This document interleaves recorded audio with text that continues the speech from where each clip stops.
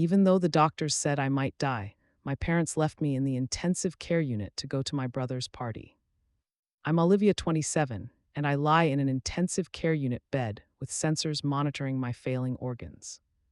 My parents received a serious warning from the doctor that my lupus flare-up had become fatal overnight due to my fever. Their remark broke what was left of my heart, and tonight might be her last. I'm unable to attend Matthew's engagement celebration because they abandoned me to battle for my life on my own. Before I tell you how I made it through that night, the letter I wrote afterwards permanently altered our relationship. If you've ever felt invisible, please subscribe and let me know where you're viewing from in the comments section of my letter. To those who ought to love you the most, as I grew up in a Boston suburb. Our two-story colonial featured 4 bedrooms and all the material amenities a child could desire. Bedrooms, a well-kept garden, and a swing set that my father Richard put together. On a warm afternoon, my mother Diana displayed family pictures all over the home, primarily showing my older brother Matthew reviewing those pictures. Matthew stood in the center of each picture, revealing the reality that I was unable to see. Seemed to be unable to fit into the family portrait right away, as I hovered at the boundaries. Born 3 years ahead of me, Matthew became the focal point of my parents. Furthermore, he was the baseball team's captain and a straight-A student. My parents went to every game, hence the student is most likely to do well in his yearbook. Each academic ceremony, their proud faces beaming as they applauded from. I wasn't envious of Matthew because he was simply going about his life on the stands, flourishing in areas that were natural to him, but it was painful to see how obviously my parents gave Matthew top priority at all times, and when he won his regional baseball tournament at the age of 14, my parents threw a. In the same year that I won first place in a statewide art competition, I had a garden celebration with balloons and catered food. My mother remarked, "That's nice, honey," and used a magnet to attach the certificate to the refrigerator before inquiring if. After completing my arithmetic assignment, the pattern persisted throughout high school. The weekend of Matthew's baseball tournament coincided with my high school graduation, so I crossed the scanning the audience for faces that weren't there as I took the stage to get my diploma. Grandparents came to take pictures and bring me flowers, but the 2 seats they had reserved were still unoccupied. I received a text message on my phone last night saying, "Sorry, we missed it. Matthew's crew made the finals. I'm really proud of him and will celebrate when we return. I gotta." The news of Matthew's acceptance to the Rhode Island School of Design on a coveted art scholarship arrived the same week that my parents invited Matthew's extended family to a dinner gathering at Yale. My scholarship was mentioned briefly at dessert, almost as an afterthought, by my neighbors to celebrate his accomplishment. We had planned a family beach vacation for the summer I turned 16, which has been a tradition since I was 2 weeks old. My parents postponed our vacation because Matthew had been offered a summer internship at a legal company before we left. I spent that money since they could take him to Connecticut and assist him find an apartment. Working extra hours at the neighborhood coffee shop throughout the summer while I'm by myself. Was 19 and I started having odd symptoms in my sophomore year of college, including severe exhaustion, joint discomfort, and after several testing and doctor visits, I was diagnosed with inexplicable fevers. When I referred to my parents as my parents, I had lupus, an autoimmune condition that would need lifetime care. Your mom asked, "Are you sure it's not just stress? You've always been sensitive." Their dismissal of my diagnosis as dramatics continued with the words, "Maybe you're studying too hard or not eating right." My symptoms changed over the years, and they hurt more than the cancer itself. Would frequently say that when I canceled arrangements because of flare-ups, I was exaggerating. Matthew worked 60-hour weeks and never. After graduation, they were always complaining, so I moved to Chicago in part for a graphic design employment chance, but primarily because of the distance from my home. The city provided anonymity and the opportunity to establish a personality aside from being Matthew's younger sister. I located a flat with a roommate named Jesse realized that he immediately became the closest thing to family that I had ever known. When my symptoms flared and I was pushing myself too hard, there were aspects of me that my own parents didn't have. She researched lupus on her own time, and I needed some space or companionship. And remembering to take my meds without my asking, she would respond when I thanked her, "That's what friends do," as if. Despite the distance, I continued to have weekly calls with them since it seemed like the most natural thing in the world to care for them. My parents are hopeful that our connection may change in some way as we get older. Every contact had the same format: a few quick inquiries about my life, followed by lengthy updates on Matthew's most recent accomplishments, his legal profession, his new home, and his ideal girlfriend, Vanessa. They checked in with me out of responsibility, and I would hang up feeling like a stranger to my own family. Despite my health issues, my graphic design profession was flourishing, and I had just been promoted to senior designer at my company following an industry award-winning campaign I spearheaded when I shared. My father responded, "That's great, honey," after hearing the news with my parents, however, he quickly asking if I was aware that Matthew had recently received the award for his first significant case. I kept all of the certificates in a drawer that I almost ever opened. I tried to remember anniversaries, send considerate birthday presents, and ask inquiries about their lives. I took a plane home for Thanksgiving and Christmas and sat at the family table while discussions centered on Matthew's achievements. I arrived with the conviction that eventually, if I succeeded enough and persevered long enough, they might see me too. In retrospect, I see that I was attempting to resolve a problem, so maybe I might earn the love that ought to have been freely given. No achievement would ever be sufficient to address a problem that wasn't mine because it wasn't worth my time or effort.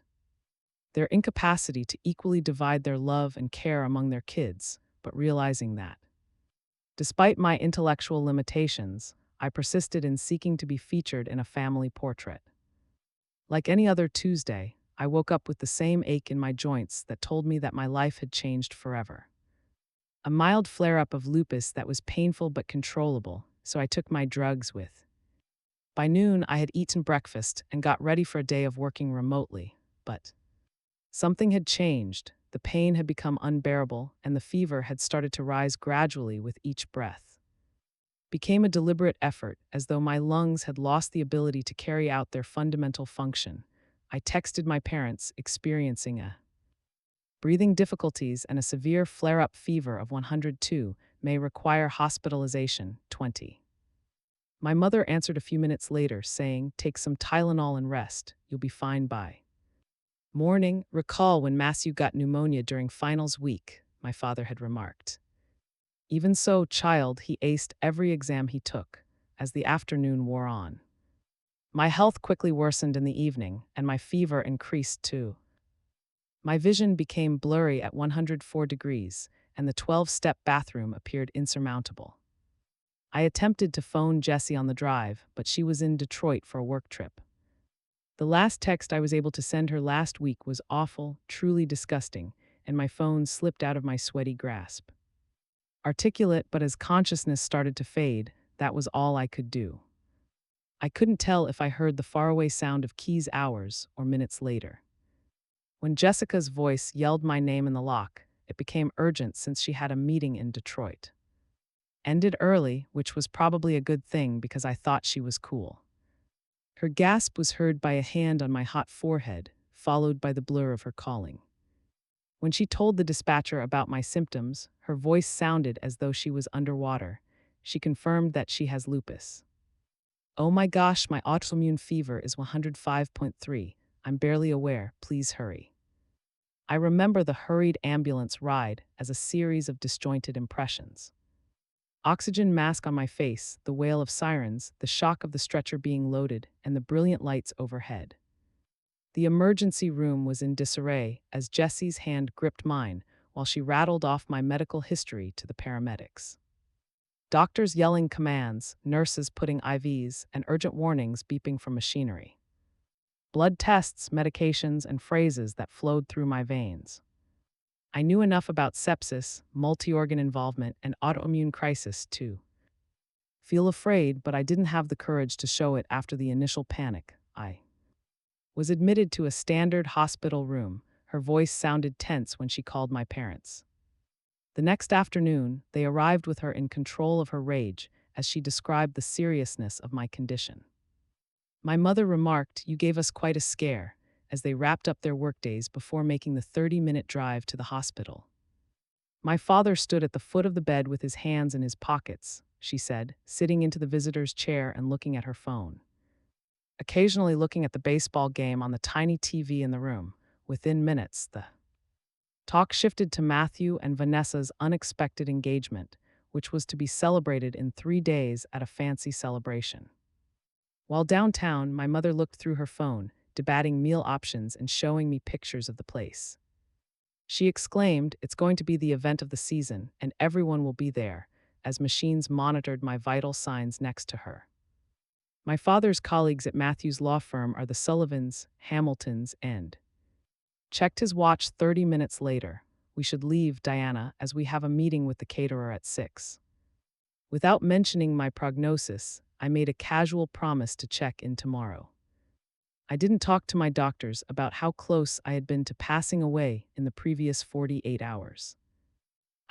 Even with vigorous therapy, my condition deteriorated and the fever refused to go away.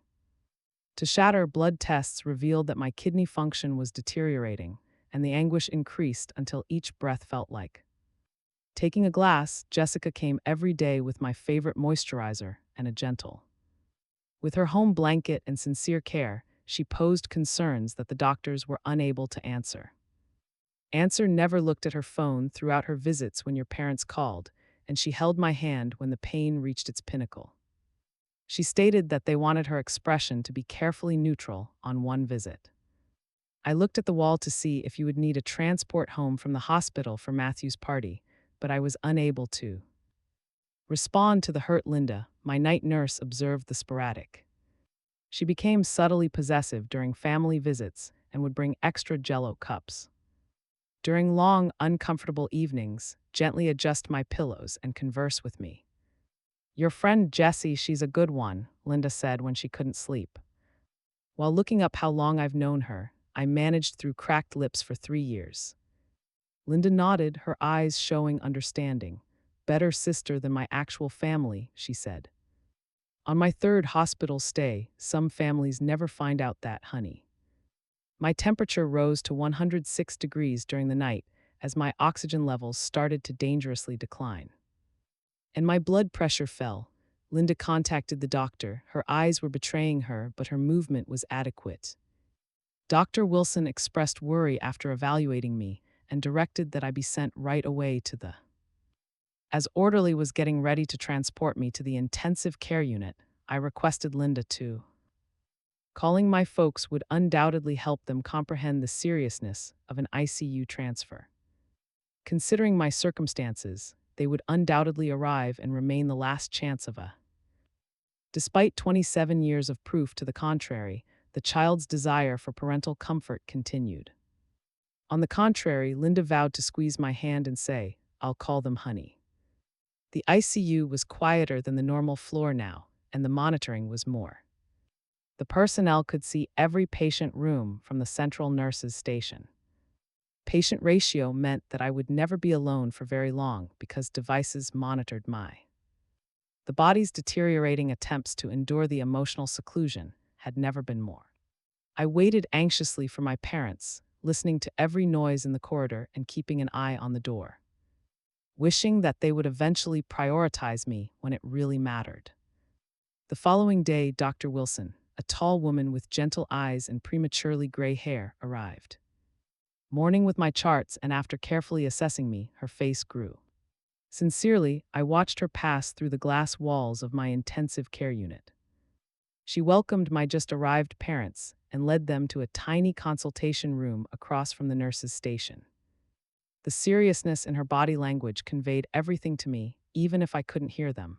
Nurse Linda checked my vitals and noticed. "I'm focused on the meeting. Do you want me to let you hear by leaving the door open quietly?" she inquired. I thanked her for understanding and nodded. Dr. Wilson's voice carried clearly. Through the open door, the health of Mr. and Mrs. Wallace Olivia has worsened dramatically overnight, and the lupus flare has caused what's known as a. Her body is inflamed due to a cytokine storm, and her kidneys are displaying symptoms of recent trauma, as seen by her high liver enzymes and respiratory. My mother's voice is higher than usual due to function issues, but she has always been sensitive, but she recovers, therefore I must. Dr. Wilson went on, to be honest with you, her tone was measured but urgent, and we're pursuing every medical option, but tonight is crucial since her body is struggling. She might not survive until morning on several fronts. The quiet that seemed to go on forever, and I could picture my parents' faces attempting to digest the doctor's remarks, finally realizing the seriousness they had been ignoring for days, and then the obvious. My father's voice said, "Sorry, doctor, it's Matthew." A ringing sound interrupted the silence. I should consider every word that I strained to hear like a blade to my already failing heart. "Son, yes, we are in the hospital, but no, we will undoubtedly remain there. I'll give them a call immediately after this because the restaurant needs the final numbers by noon."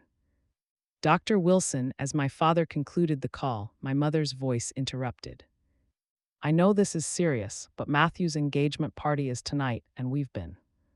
Everyone will be there after months of preparation. Perhaps we could divide up the work." While Diana attends the first half, my father proposed that I come to the hospital and then switch Richard, but that won't work. "Matthew is also our son," so my mother retorted, "What will people think if we're both not present for the entire event? This event is once in a lifetime," and Mrs. Wallace's voice took on an edge that I had never heard of before. "Maybe I haven't explained your daughter to you. Is really sick with several organ systems failing, and we are doing everything we can, but the likelihood that she won't make it through the night is very real." We recognized that my father's tone of response was the same as his bargaining tone. "Business transactions will visit the hospital following the celebration. It shouldn't be too late, perhaps about 11, and we'll." As if this were a major compromise, my mother added, "Keep our phones on vibrate." I was unable to see Dr. Wilson's expression, but the extended silence indicated that she was finding it difficult to keep her professional poise. Stated at last, "I'll record your choice in Olivia's chart in the consultation room." My parents emerged in the hallway as the door opened, and Dr. Wilson left. My parents walked into my room, their faces strained and her shoulders rigid. "Hey, sweetheart," my mother remarked, standing at the altar, composed into cautious anxiety that didn't reach their eyes. "The doctor says you're having a rough time, but you'll pull through." You, at the foot of my bed instead of coming to my side. "My father, do we usually have to leave quickly to complete the celebration preparations?" Added that he was keeping an eye on Matthew's big day because, as you are aware, the celebration only occurs once. My mom kept shifting her high-end purse over her shoulder, "But you'll be all right, the doctors are probably." Matthew and Vanessa would be devastated if we weren't present during my father's explanation, just out of caution. "We're hosting after all," they said, as if I hadn't heard their whole exchange. My mother reiterated, already moving for the door, "We'll keep our phones on vibrate, call if anything changes." Silently, the physical pain coursing through my body was overshadowed by the anguish of their betrayal. As they walked away with nonchalant waves, their steps accelerating, tears streamed down my cheeks. As they arrived at the elevator, seemingly ready to get away from the awkward reality of. After they had gone, their daughter's mortality nurse Linda came in, carefully blanking her expression as she examined my monitors, but her professional mask fell off when she noticed my tears. "I'm so sorry," she said. Squeezing my hand, she said, "Honey, that's not right at all."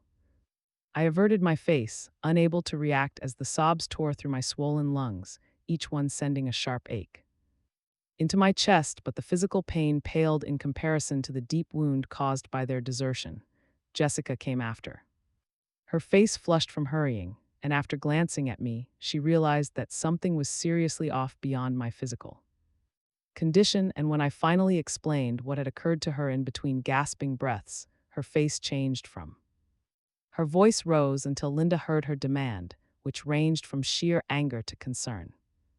Reminding her of ICU procedures, they gently shushed her before selecting a party. Being with you tonight, I gave a feeble nod in response to what the doctor said. Jessie said, bringing a chair directly to my bedside and grasping my hand. My boss has the right to fire me if he so chooses, but I won't be leaving for a second. As promised, Jessie stayed here all night long. As my condition worsened, the night turned into it. Every hour, a new issue involving medical interventions raises my temperature. Reached dangerous heights, resulting in hallucinations that blended with epiphanies, prompting medical attention.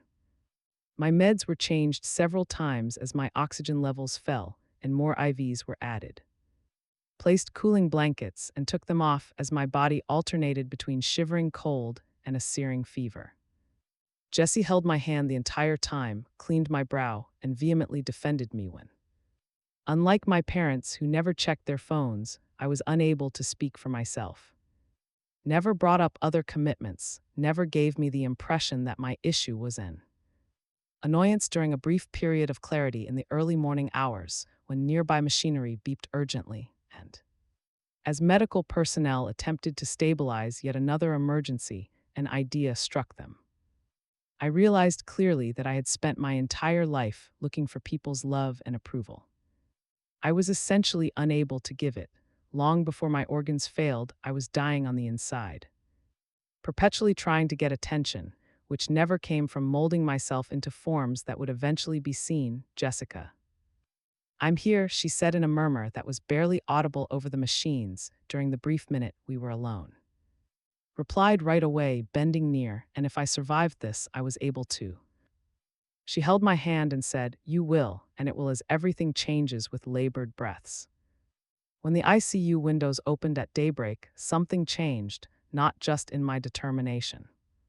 However, the temperature that had been raging for days started to subside, and my oxygen levels stabilized and my chest's excruciating discomfort somewhat subsided, the medical crew that fought with me all night took notice of the advancements with careful hopefulness. She's making progress, I heard someone say, their voice carrying the she's rebuffing my final thought, but I wouldn't have wagered on it 6 hours ago due to the exhaustion of a night-long war. Before fatigue overtook me, I was in fact battling back, not just against the illness that was destroying my body, but I woke up to sunlight, breaking the cycles that had tormented my soul for 27 years. Leaking through the intensive care unit windows and the strange feeling of a little less agony, Dr. Wilson stood at the base of my bed looking over my charts, seeming surprised and relieved. When she saw my open eyes, Olivia remarked, "You're quite the fighter, your labs are demonstrating progress overall, not quite leaving the woods yet, but moving in the right direction." Jessica was dozing off in her body twisted uncomfortably on the visitor's chair, still wearing yesterday's. Her hand was still extended toward the bed in her work attire, as though she had been clutching mine while she slept. My arm hurt as I went for my phone on the bedside table, but there were no missed calls. My parents didn't text to inquire about the condition of their seriously ill daughter over the night, so they decided to skip it. A social media warning that someone had tagged me appeared on my screen. My thumb lingered over the notification when I saw pictures of Matthew's parents at his engagement celebration. Lifelong self-destructive curiosity versus my just resolved curiosity. My parents' weak Wi-Fi at the hospital caused the pictures to load slowly. Glasses of champagne and a toast, their faces beaming with happiness and pride, my mother. More pictures of my father in his finest suit and her favorite blue cocktail dress. Watched them giggle when family members embraced Matthew and his fiancée Vanessa and cut a lavish cake in. They smiled with unbridled joy in every picture, not a hint of concerned about their daughter who was only 20 minutes away, struggling for her life. I put the phone down as Jessie woke up and opened. Despite her obvious fatigue, she said, "Hey," with alert eyes. "How are you feeling? It sounds like I was struck by a truck, but I'm getting better," I said in a hoarse voice from. "You half scared me when you poured me a little cup of water to drink from the oxygen mask I had worn during the night." She acknowledged last night that there were a few instances when I felt she was unable to complete the. I answered, of course I stayed, but you stayed. Where else would I be the? Her response's simplicity made me cry again, so of course she stayed. Similar to my parents' perspective, of course they went to the party, but our priorities show our realities they never.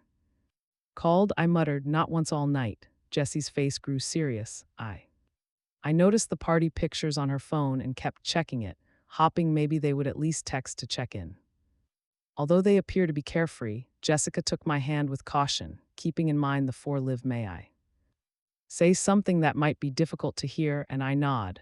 This isn't typical. Even if they attended the party for an hour to create an impression, what family does that mean? Appearance and then return, which, considering what the doctor advised, would still be quite terrible, but to not even phone to. While you were struggling for your life, she shook her head and said, that's not love, that's. Her remarks were hurtful, but they were more painful than the anguish of establishing. Nurse Linda came in to check my vitals because a fractured bone is important for good recovery. When she noticed that I was awake, her face softened. There's our fighter, she remarked kindly. You gave us quite a battle last night, but you look better this morning. She questioned nonchalantly as she took my measurements and checked my IVs. Did your parents say anything this morning? No, I said. It's likely that they're sleeping in after the party. After adjusting my medication drip, Linda's lips formed a thin line. She sat on the edge of my bed, making sure we were alone. Olivia, I don't. I generally get personal with patients, but I wanted to share with you that I was given a breast cancer diagnosis 20 years ago. My husband at the time, who had cancer at age 32, decided that a golf tournament was more significant than my initial chemotherapy treatment. She used her skilled hands to smooth my blanket. He is now my ex-husband, and it was the best choice I've ever made. Sometimes a health crisis reveals who is worthy of being in our lives. Patted my hand, stood, and thought for a moment. Can I get you now? After Linda went, Jessie and I spoke honestly for hours about everything that hurt. Discussion of the pattern of emotional neglect that characterized each memory of my relationship with my parents. I mentioned the canceled graduation, which seemed to make me more determined. Vacation, the incessant Matthew comparisons, and the rejection of my condition as. Dramatically, I realized out loud that I had spent my entire life attempting to win their love. Each and every success was merely an effort to be perceived as having the same level of value as they do.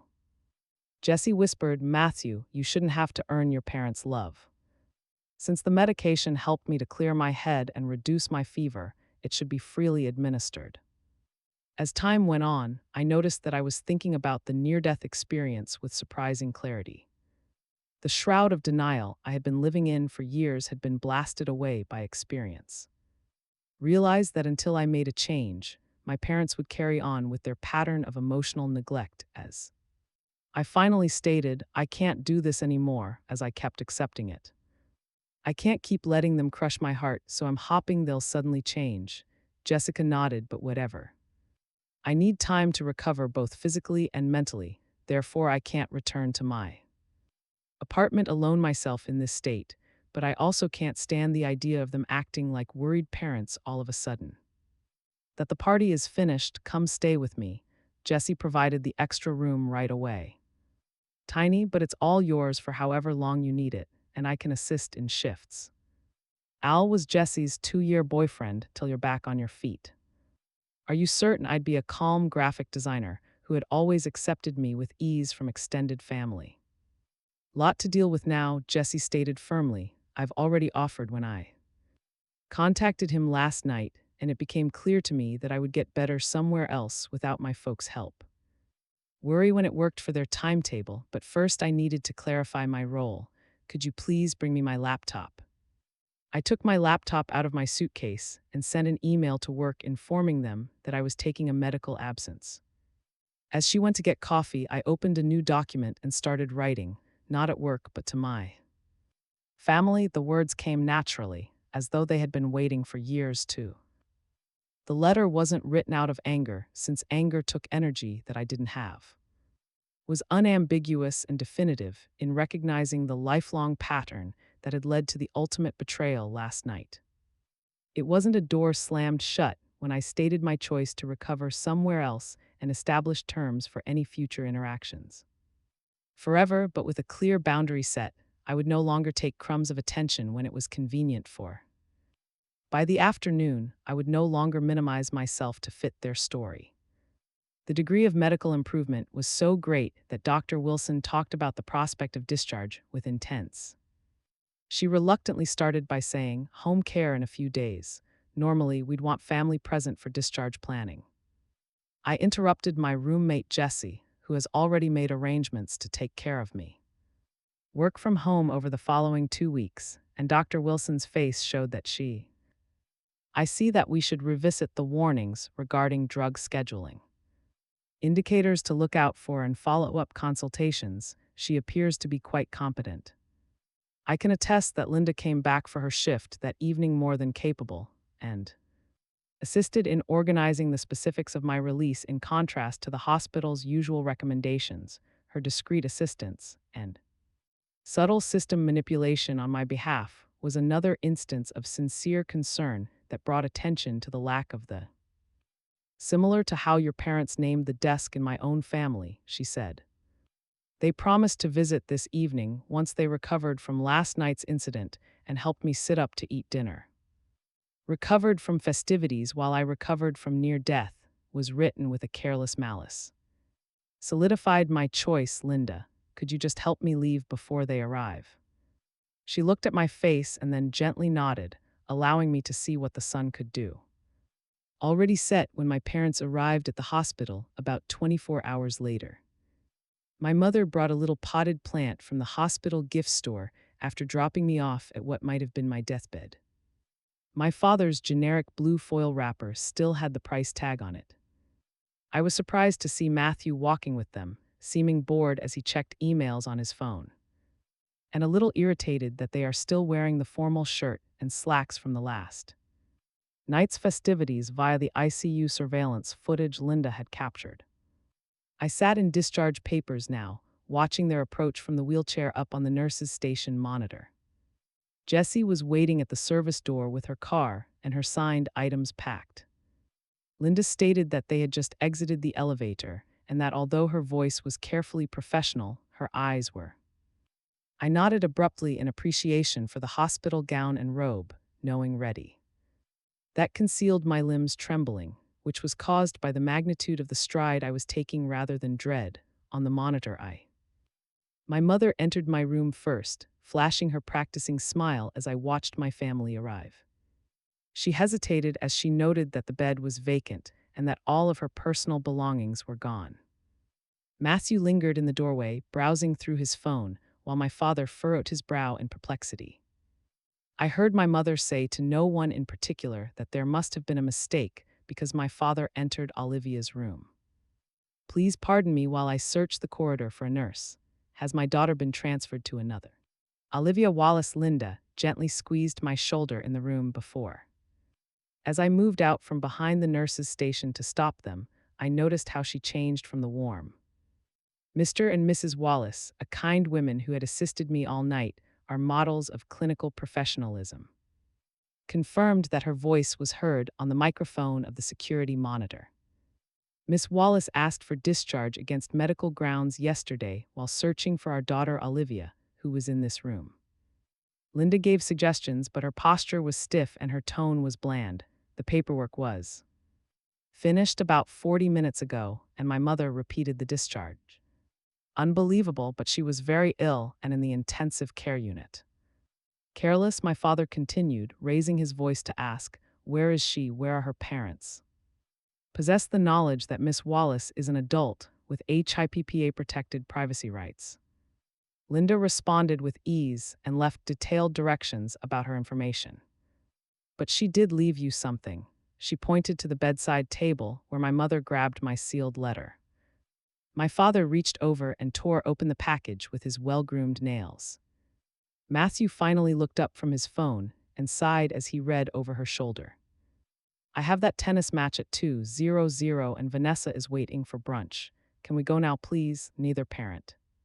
As they read my remarks, their features changed to reflect my mother's, always keeping the complexion well maintained using costly, color-draining creams. My father's consistent display of mild annoyance gave way to a rare moment of actual amazement, which was followed by the initial flash of embarrassment. What does it say? Matthew insisted, grabbing for the. My father abruptly withdrew the letter, cautious of the words that exposed their failure. Not now, Matthew. Ms. Wallace, who had kept her professional distance, slightly violated her character. She encountered several code circumstances from yesterday night. We nearly lost her twice. This direct medical. The evaluation given in Linda's now cold voice appeared to finally get through to me. Mother was stable, although swaying a little and grabbing for the vacant bed for support. She muttered as we were leaving, as though this explained why they hadn't been there. Years of suppressed rage toward the careless were addressed by Mrs. Wallace. Linda. When you departed from Dr. Wilson, her tone was negative of families. Told you both that the night you choose to go to a party rather than Matthew's, your daughter might not make it. His phone was now out of his grasp as he focused entirely on the task at hand. Olivia might have died yesterday night, according to the doctors, yet you still attended my party. My father didn't start that way. Olivia has always been dramatic, and the physicians are defensively always exaggerating to legally protect themselves. I observed a neighboring medical examination to learn more about her health from behind the nurse's station. My father said Linda's professional mask slid more. The resident turned away in disgust. Your daughter suffered respiratory failure at 2 a.m, she said bluntly, referring to her friend Jessie. Sign the emergency intervention consent paperwork since you couldn't be reached. Both of your phones and the security camera went directly to voicemail. Caught my parents' astonishment as the implications of their behavior finally became clear to me. Mom started frantically calling my number, but since I had already banned their numbers, it went straight to voicemail. When my father asked Linda for my home address, she merely reiterated the HIPAA rules pertaining to patient privacy as they quarreled with the hospital staff, and I could see their desperation building. Word about the ICU's uniformly chilly treatment from hospital staff had circulated. I heard whispers from the staff regarding the parents who decided to have a party instead of their seriously ill daughter. They picked a party based on chats amongst nurses. Can you picture leaving your child behind? Like that, after they had tried everything in the hospital, the friends stayed all night while they were out celebrating. My parents hurried off, perhaps to drive to my flat, but they didn't come. There, either Jessica had already gathered my necessary prescription drugs and clothes. My apartment was vacant the day before, a tangible sign of. My father and I huddled in the parking lot while I watched on the monitor the emotional void I'd been living with for years. Calling my place of employment, even though they would only verify that I was on medical leave without giving any more information. Matthew stood apart, his face indistinguishable from the perspective of the camera, yet his nonverbal cues indicated the initial realization that there was a serious problem with the family dynamic. Ready to go, honey? Linda inquired, referring to the benefits he had received throughout his life. I nodded as I abruptly returned to the nurse's station, worn out by the emotional strain of what I'd just. As she pushed me over to the service elevator, she whispered softly, I think I saw and did for what it's worth. Healing is more than simply physical recovery, therefore you're making the proper decision, as Jessie assisted me. Minutes after she got into her car, my phone started ringing with calls from unknown numbers, most likely my. When my parents tried to contact me on various phones, I switched it off entirely. With the bone-deep fatigue of someone who has fought 2 battles at once, he sank into the passenger seat. Jessie squeezed my hand lightly before saying, let's go home, against disease and one for self-preservation. I drove home instead of the apartment where I had been living, and definitely not the home I grew up in, which was now characterized by the presence of those who arrived when it was important. Most of all, when we left the hospital, I felt the burden of decades of hard work. For acceptance leaving my shoulders, and being replaced by the strange ease of determining my own value throughout the first week in. Jesse's spare room was a haze of medicine, sleep, and the routine chores of. The lupus flare and ensuing organ damage forced my body to heal beyond its capabilities. Since relaxation was the most important thing under stress, Jessica and Al created a plan between. They gave me medicine and made sure someone was home with me at all times. When walking became too painful, Time helped me get to the bathroom and maintained meticulous notes of my symptoms. Improvements as directed by the hospital, their matter-of-fact nursing was very different from my. When agony woke me up at night, my parents dismissed my condition for the rest of my life. Jessie showed up with water and medication without complaining, and when the fever momentarily returned, Al traveled at midnight to get in. No one implied that I was being theatrical or exaggerated when I opened a drugstore for the recommended antipyretics. When I finally surrendered my phone back, my pain was recognized and my demands were met without question. I went through 39 text messages and 67 missed calls from my folks. Through them without opening any and observing the development from irate demands to phone us right away. This behavior that is too desperate is unacceptable. Please just let us know if you're. I didn't miss the irony of that last statement. Alive, we're worried sick. Worried about being ill now when it was too late, but not while I was ill and their presence could have been important. One text message from Matthew said, "Mom and Dad are freaking out, just call them so. They won't worry me about it anymore." I banned every number and erased them all before focusing on the texts. My team at work had organized a meal delivery service for my recuperation, thanks to those who had truly come through for me. Jessie was given a tour of my apartment by a neighbor across the hall to gather more things I required, friends I. Having not seen each other in months because of work commitments, sent books and flowers and politely asked how they might. Nevertheless, the contrast was eye-opening, and I had surrounded myself with a supportive environment. People who unknowingly decided to back me did so not out of duty, but rather because of real connection. Throughout my physical recuperation, I started to see the importance of these selected relationships in a way I never had as I sought the family's approval, which they refused to provide. My physical rehabilitation went slowly. My vital signs and blood work gradually improved during weekly nurse visits, however occasionally each step forward comprised minor setbacks. 3 excellent days would be followed by 3 poor ones and exhaustion. My body needed patience, so I lingered like an unwanted house visitor. I was only 3 weeks after leaving the hospital. I started therapy sessions via video call and was unable to offer it. Dr. Meredith Chen, who specializes in chronic illness, has not yet visited an office. Familial trauma, a combination I was unaware was widespread enough to produce specialty until I started looking into tell me about your family therapists. At Dr. Chin's request during our initial consultation, I initially provided the complete.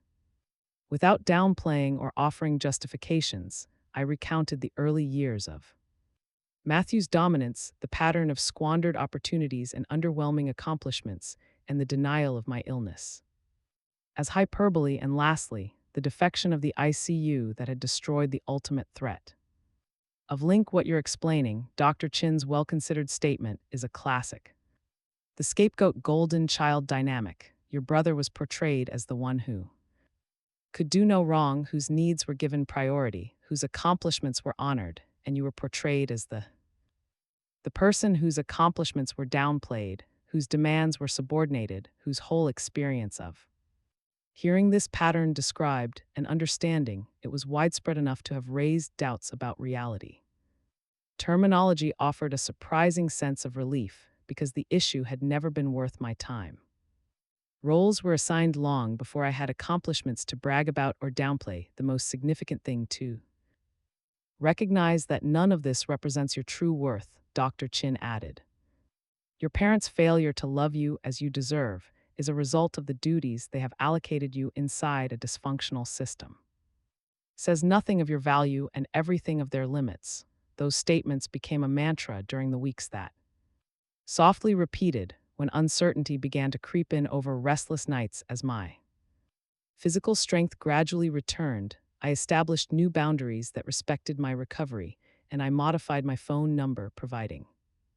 I put up email filters so that my parents would only receive emails from persons I trusted. Messages to a folder that I could access when I was emotionally ready instead of letting them surprise me in my. I blocked them on social media and in my inbox, denying them access to my design firm and the digital window into my life. Permitted me to work from home while I recovered, sending tasks I could oversee from Jesse's spare room. In the midst of everything else's chaos, creative endeavors provide a sense of normalcy and achievement. My finished endeavor served as a reminder that my worth existed regardless of whether or not my family recognized me. Mostly as Jesse's boyfriend before to my illness, but he turned out to be a. With silent but unwavering assistance, he constructed a standing desk that could be placed in the corner of. He brought meals from the spare room, which allowed me to work comfortably without putting undue effort on my still recovering body. When I was hungry enough to enjoy my favorite Thai restaurant, his steady presence provided a fresh perspective on how men could demonstrate concern by consistently being considerate rather than by making extravagant gestures or dramatic statements. 6 weeks following my stay in the intensive care unit, I had my first significant health setback, a minor flare brought on by exerting myself too much while attempting to return to normal activities too rapidly, and the abrupt recurrence of fever and joint pain caused brief panic attacks that brought back memories of the intensive care unit. Loomed huge, but this time I used my phone's new emergency contacts. Since I was aware of what early intervention looked like, I didn't minimize symptoms this time to avoid coming across as dramatic. After driving me to urgent care, Jessica gave me 4 fluids and changed my prescription. Avoided a hospitalization escalation, the doctor looked over my data and asked her tough questions about my recovery support network, and I assured her that it was just wonderful people. The finest part was that she nodded, realizing the significance of what she had spoken. As October changed into November, the arrival of medication that I am unable to prescribe. Thanksgiving presented a new emotional challenge for me to handle as my first significant holiday without seeing family was approaching. In order to resolve this conflict, Jessie extended an invitation to both liberation and loss. Her mother casually told me that her parents had instructed her to let me know that there was a seat at the table with her name on it. Dad is smoking a ham and a turkey this evening since he can't decide which is better. Just so you know, my sister's children are noisy, and my grandmother will inquire about your romantic life in an unacceptable manner, just to be included. Brought unanticipated tears to someone else's family table. Are you certain they won't? Jessie gazed at me carefully, keeping in mind that I'm not truly family. Went through all that mattered with your family in that hospital, aside from 2 months after my death. Mom has been searching for someone who will enjoy her cranberry relish recipe because the rest of us detest it. Release. My parents learned about my job and sent a heartfelt email to my company's address, the one account I couldn't filter because I had to use it for work-related correspondence, and the message was long and full of love claims and grievances on my harshness in severing touch, as well as requests for.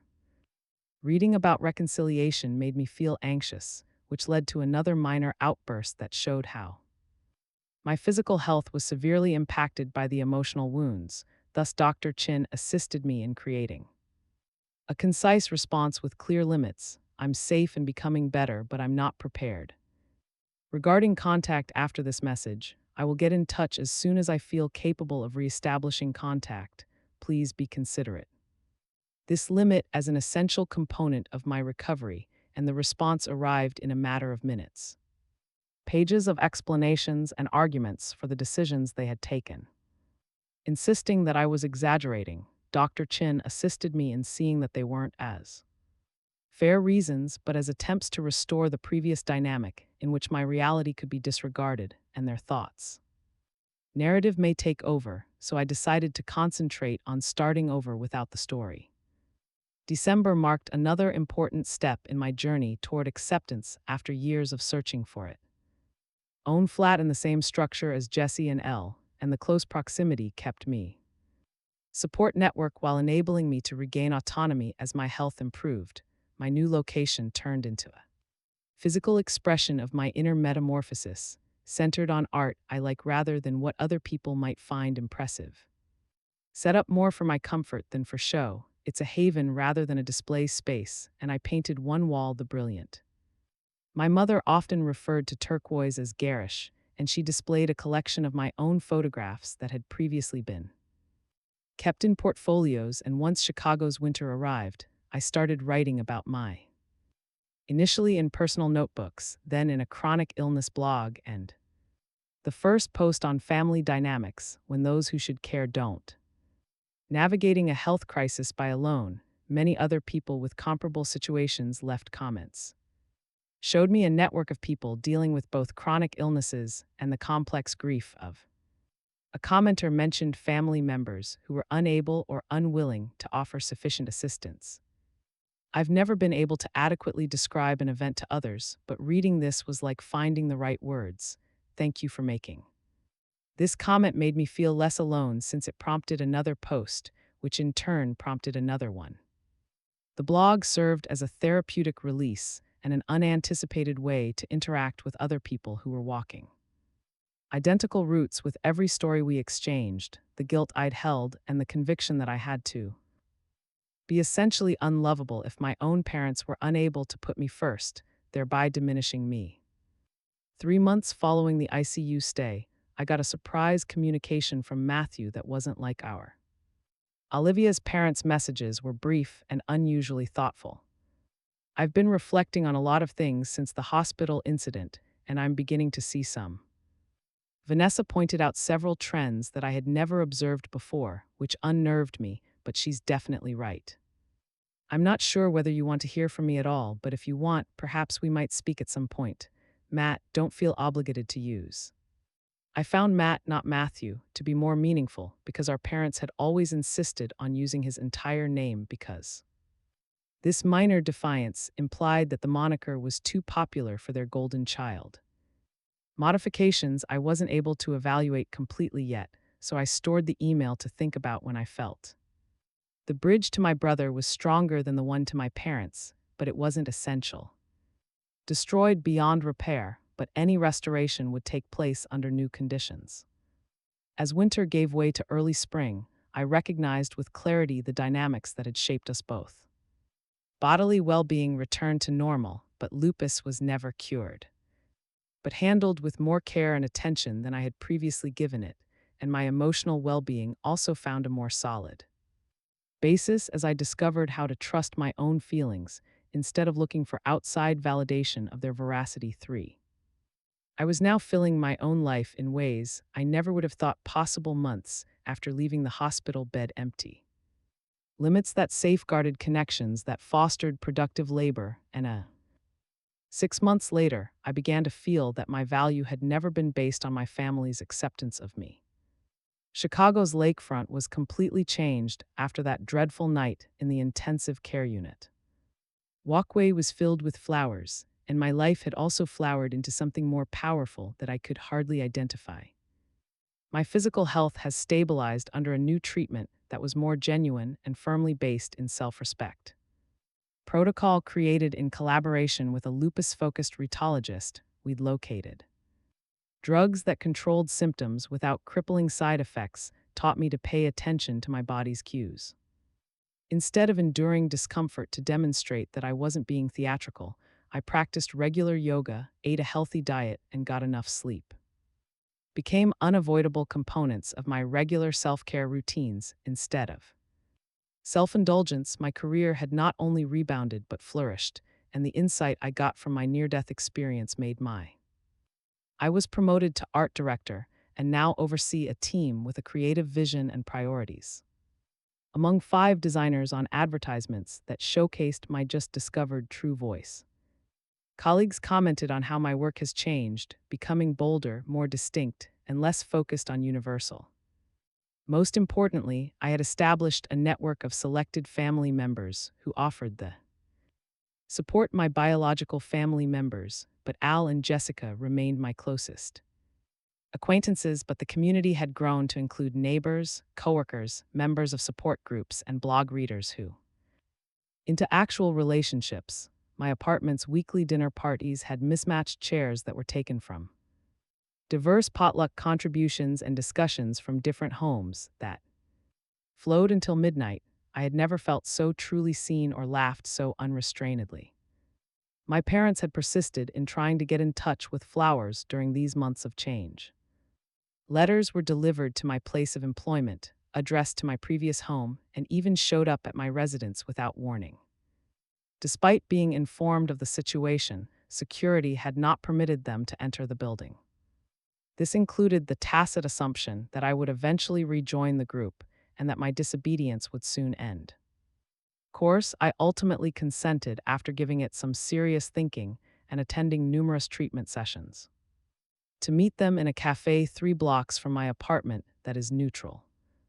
Jessie was sat close by to observe and assist with the discussion, which had needed cautious preparation, which included the words I had emailed ahead of the conversation.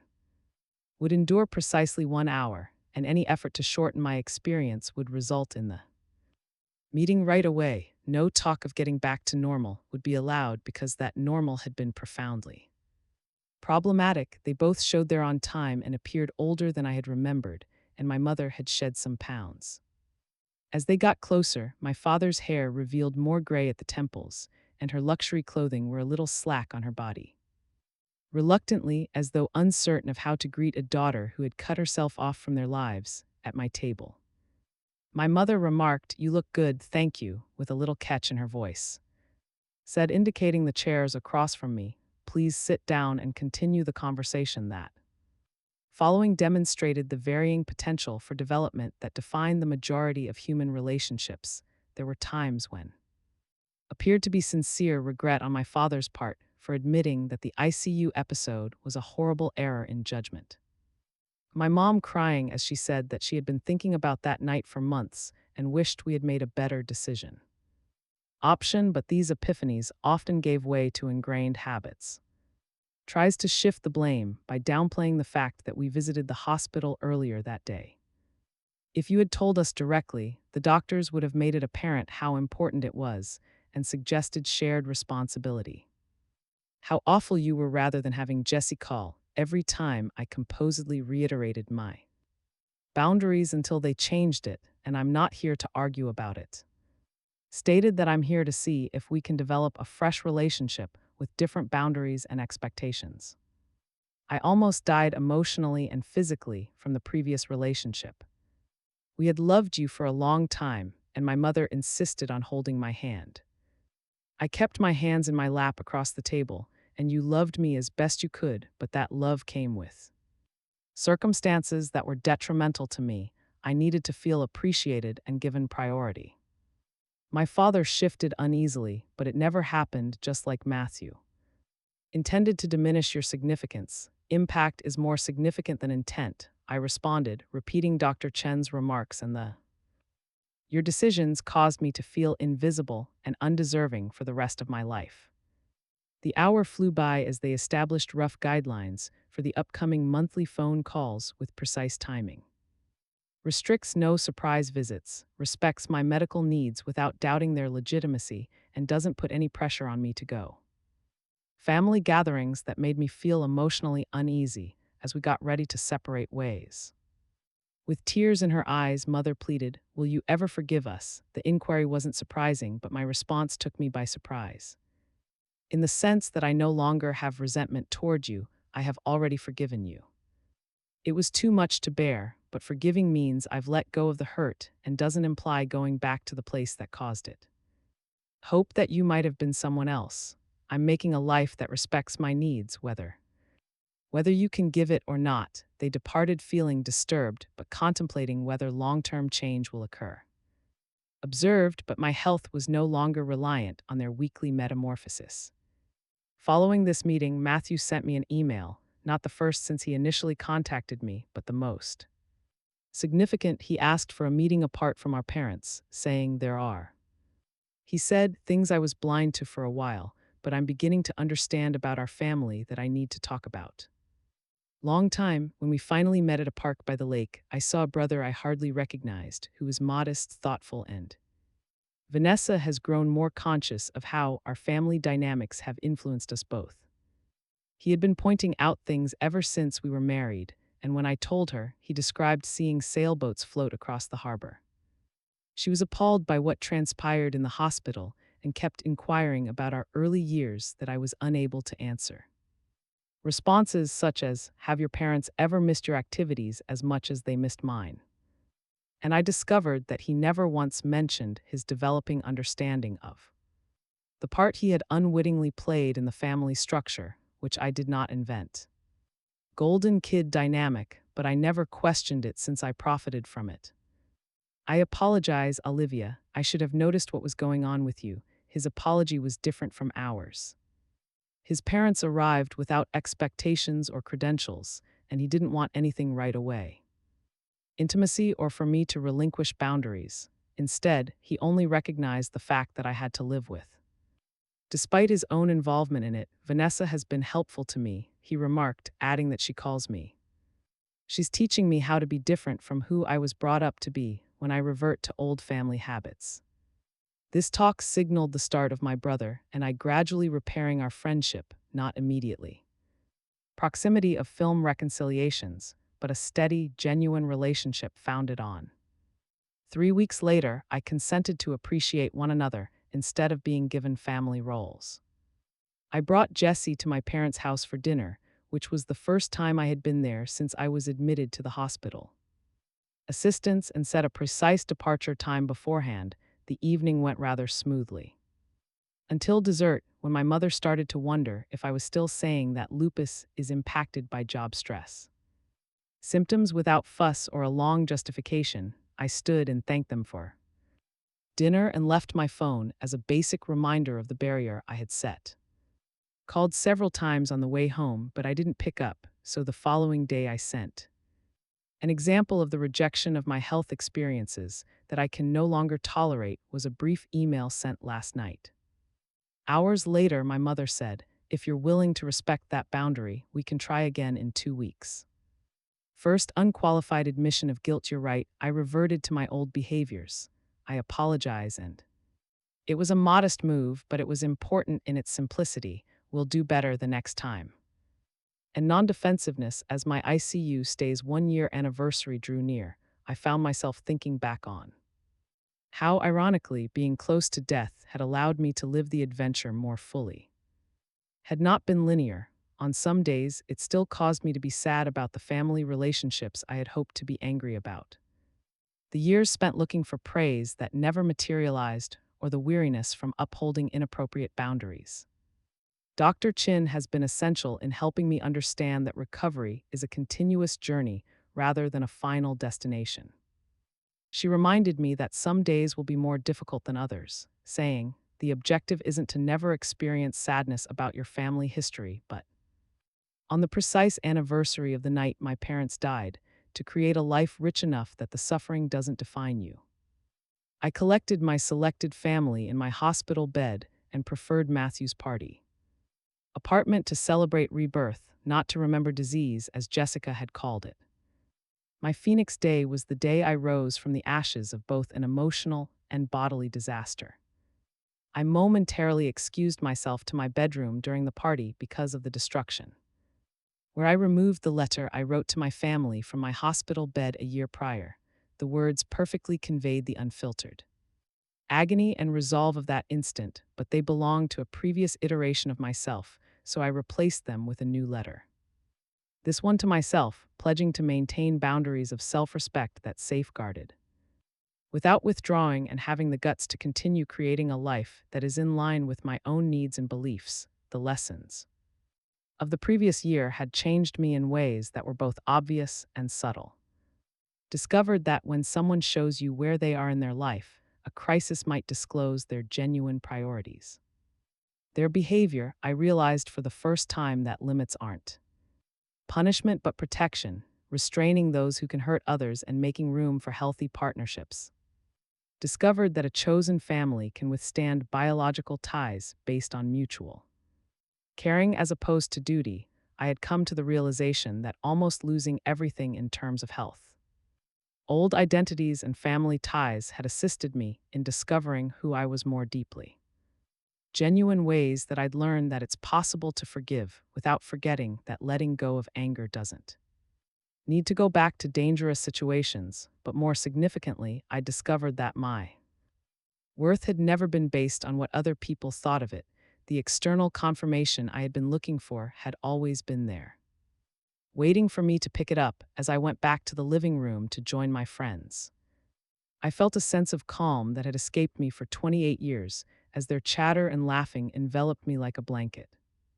The road ahead wasn't always straightforward or apparent, but maybe it was the first time I was traversing it, as my whole self was appreciated and profoundly linked to individuals who were there when it counted most. How about you? Have you ever had to set limits with relatives to safeguard your health, or found yourself creating a family of your own choosing that supplied what your biological parent was unable to offer? In the comments section below, and if this tale felt that resonated with you, please like, subscribe, and tell someone that their value isn't determined by others' capacity to identify it. I appreciate you following my path, and please keep in mind, sometimes the vacant hospital bed is the beginning of something greater rather than its conclusion.